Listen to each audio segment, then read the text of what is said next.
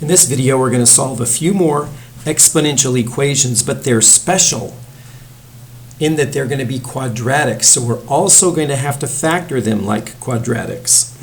So first, remember, if you have something like a to the x and maybe a to the 2x in an equation, this is probably going to be a quadratic. And why is that?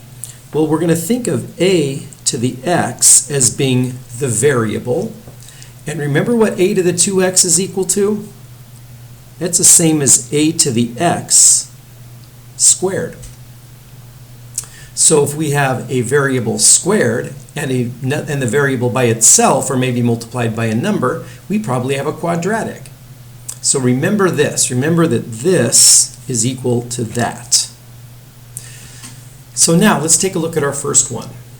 And I think I'm going to do it slightly differently for the first one. I'm going to use a substitution.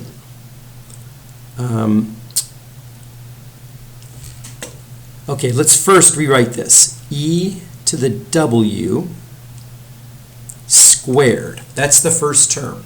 E to the 2w is equal to e to the w squared, because to simplify this, you just multiply the w and the 2 and you get 2w. Minus 7 times e to the w, I'm keeping the variable in parentheses, plus 12 equals 0. That's what we're solving. So hopefully you can see that that's a quadratic. For this one and this one only, I think I'm going to say let z, some new variable, equal e to the w. All right, I'm just going to do a little substitution so that now instead of e to the w squared, I just get z squared minus 7z plus 12 equals 0. A very simple quadratic to solve.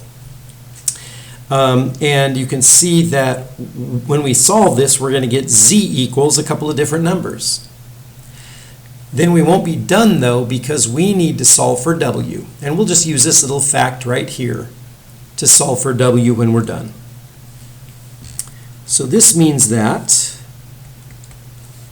z, it's got to be a negative and a minus because they multiply to 12 and add together to give negative 7. So I think that's just going to be a 3 and a 4. So that means you set those equal to 0, and we know that z is equal to 3 or 4, either one of them. Either one of them will make that true. So we solved this quadratic, but we have to go back and use this substitution. Z is e to the w. So e to the w equals 3 or 4. And now we solve for w and we'll be done. So this means that e to the w equals 3 and e to the w equals 4. Those two numbers will be our solution after we get the value of w. All we have to do is convert this to an equation with log in it, a log equation, because that brings the w down to the base level. So what would that be? That would be log base e, which is ln, of 3 equals w. These two are equivalent. Right? Remember, this is log base e. E raised to the w gives me 3, which is exactly this. That's one of the solutions. And the other one is just do the same thing, and you get ln of 4 equals w. That's the two solutions to this problem. For the remainder of them, I don't think I'm going to do this substitution. So we'll save one line in here. All right, so number 14, let's move on. Our variable, so to speak, is going to be 4 to the y. What is this first term equal to? 4 to the y squared. So 4 to the y squared plus 3 times 4 to the y. I wrote 4y by accident. 4 to the y. And minus 10 equals 0. So we get 0 on one side, and now we're going to factor. Remember, what's in parentheses is just a variable for now. So it's actually a function of y, but we're going to treat it like a variable as we factor. So I'm going to put a 4y there and a 4 to the y there.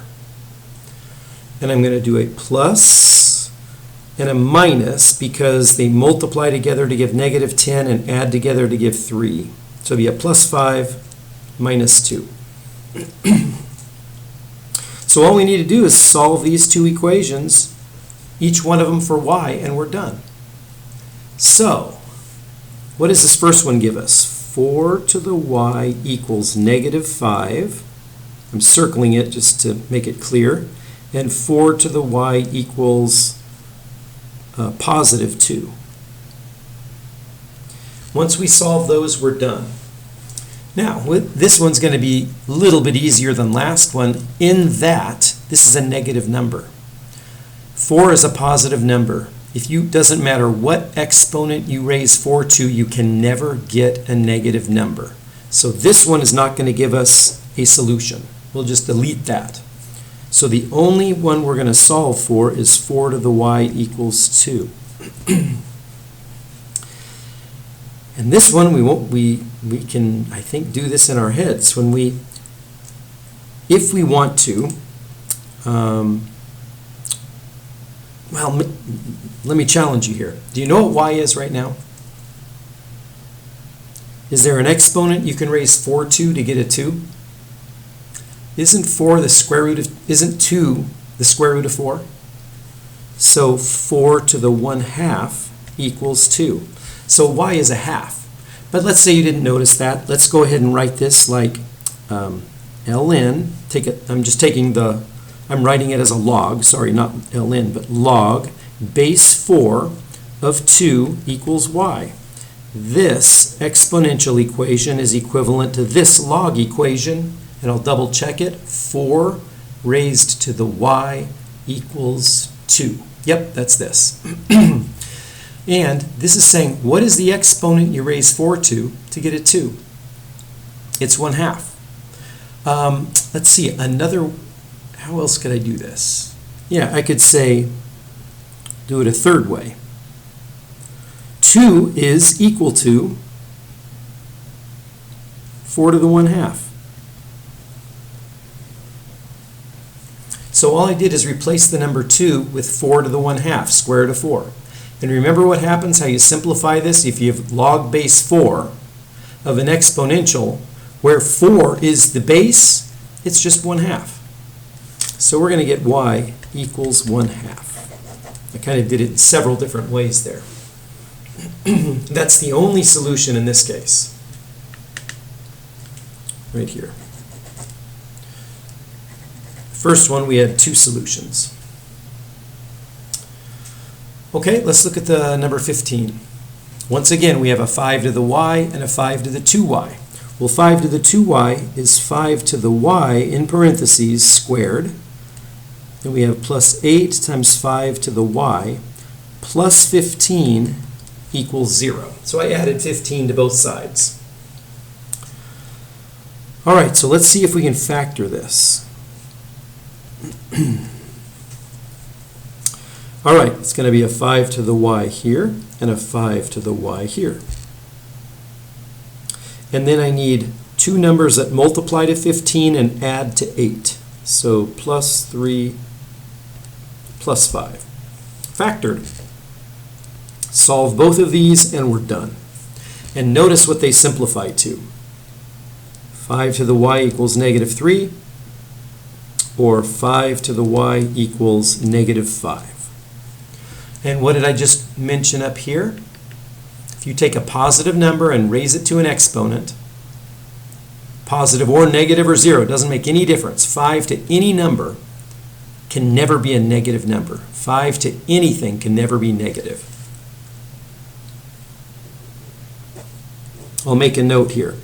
5 to the y is always positive. So no solution. In other words, you could just write this. No solution at all.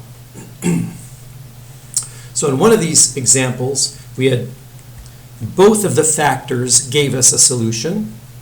In the second one, the two factors here One of them gave us a solution, the other was impossible. And in the third one, both of these factors, neither of these factors could ever be 0, so we had no solution at all. All right? Now, the next one is going to be a little bit painful, but it's a good problem. It just takes a little algebra. We have two exponential terms, one on each side of the equation, but they have different bases, right? So, I'm going to tell you how to solve it. You take the log of both sides and any base. I'm going to use ln just because it's 2 letters instead of writing log with a base or something. So, and by the way, the reason I'm doing that is if we take the log of both sides, which is perfectly legal, for example, if you have, 2 equals 2, that means that the log of 2 is also equal to the log of 2. Or if you have I should have said something like A equals B. That means the log of A is equal to the log of B. Natural log of A is equal to the natural log of B. So I'm going to take the natural log of both sides. And that's going to allow us to bring the exponent terms down to the base level. And that way it'll help us solve for x. Okay, so let me start way down here. ln of 3 to the 2x minus 1 is equal to ln of 7 to the x plus 1. All right, because we took the log of both sides, natural log of both sides. Now let's use the power rule. The power rule, which means I can take this exponent and bring it down to the base level down there in front and multiply it. Now make sure you put parentheses around the 2x minus 1 because the whole thing is being multiplied by ln of ln 3. And likewise on this side, x plus 1 in parentheses times ln 7. All right, well, this isn't going to be too bad. ln of 3 is just a number. ln of 7 is just a number. Let's distribute it through the parentheses on both sides. So 2x ln 3 minus ln 3, right? Multiply ln 3 by 2x and then by negative 1 is equal to x ln 7 plus ln 7. All right, we're getting there. We just need to get the terms that have an x on them on the same side, and then we'll factor the x out.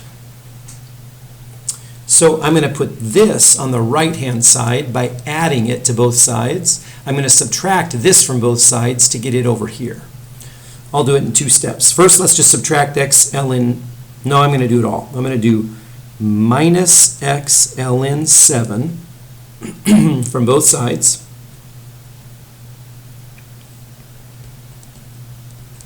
Maybe I will just do it in 2 steps.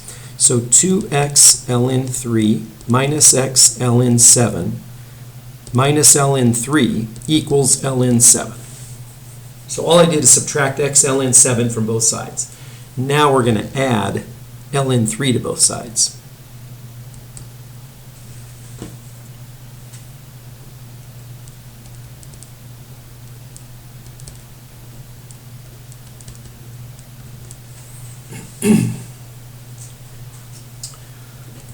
Okay, so we're getting there. I'm going to do one more line here, then I'll start up here again. We're getting close. All right, finally we can factor the x out. 1x all by itself now. 2ln 3, right, if you factor the x out of this, it leaves you with 2ln 3, and over here it'd be minus ln 7 equals, well, what's this equal to? Might as well combine them since we can use the product rule. Wouldn't this be ln of 7 times 3 for ln of 21? If you need to go back and review, this is the product rule.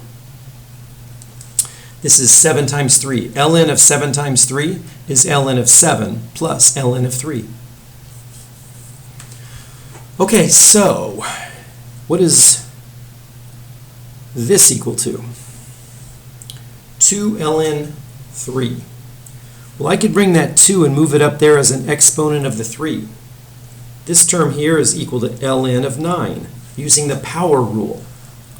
Remember, ln of 9 is ln of 3 squared, and you can bring the 2 down there for 2 ln 3, just like we have here.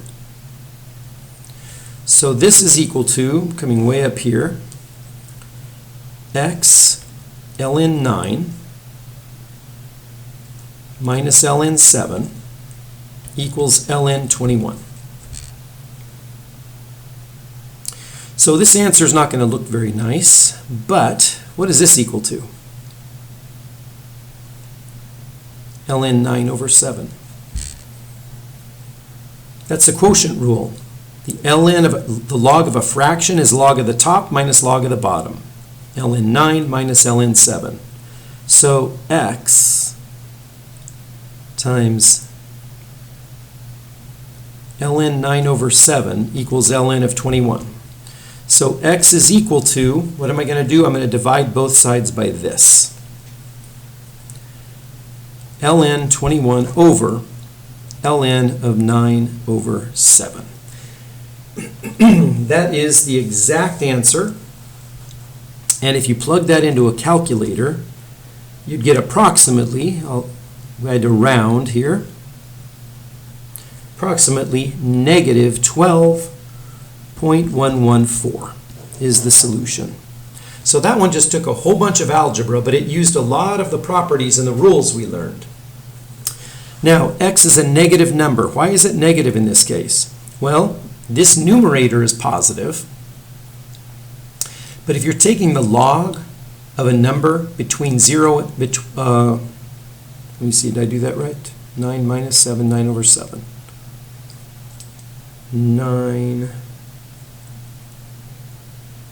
Why is that negative? Oh yeah, yes, the denominator is negative. The top is the exponent you'd raise e to get 21. E is about 2.7, so it's going to be a positive number. 2.7 to whatever it is, 3 point something, would give us a 21. But down here, 9 over 7 is just barely over 1.